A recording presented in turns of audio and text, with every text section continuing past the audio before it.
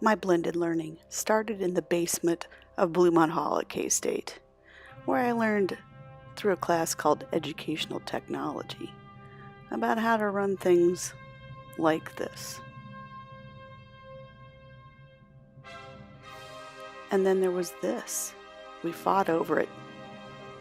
When I came to West Indianola, this was in my classroom to use, as well as this. And then the day came when this arrived in my room. And then the exciting day when I got to take it home. This came, and now in 2017 I use this, and my classroom is full of this.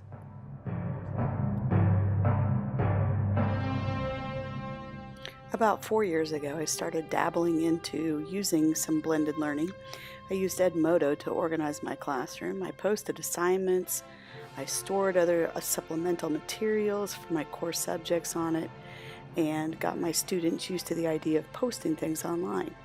Now I use Schoology, and instead of Edmodo, and my students access assignments, tests, discussions, and supplemental materials through it. In my classroom in 2017, my students and I use lots of types of technology. The Smartboard gets daily use by both myself and students. I use it to enhance whole group and small group lessons for core subjects, and frequently my students use it to share their learning. This is an exciting time for them because it shows their empowerment, and they're able to collaborate with one another to check for learning and for understanding, as well as get to be the teacher.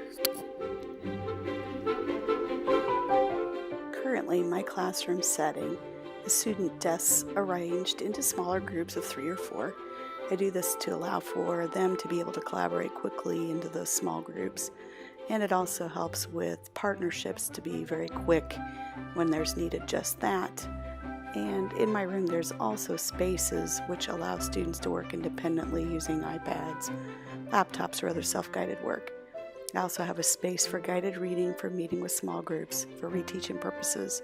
This is also where I get to collaborate best with students. During guided reading, I use station agendas for students to follow as rotations. Within these activities, there's frequent use of videos and other online activities such as Google Forms, Google Street View, Discovery Education, back channeling, and many other activities to enhance or support student learning and understanding of materials. I enjoy how this use of materials helps support the idea of dual encoding so that there's deeper and more meaningful understanding of material.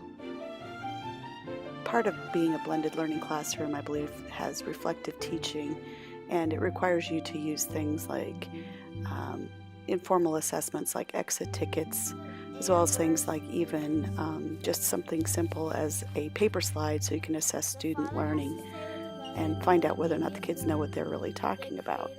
This is a cradle with a baby. These are some toys. There's also more formal assessment that we have to use within the classroom to make better decisions about student learning, such as our DIBELS scores, map testing, and state assessments to make good decisions about placement of students within smaller groups so that they can get best optimal use of their learning time with us.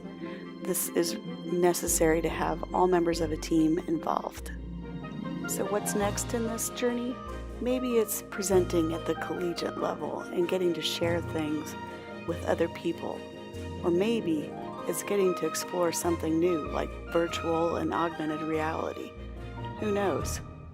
But I'm certainly looking forward to the options that are out there.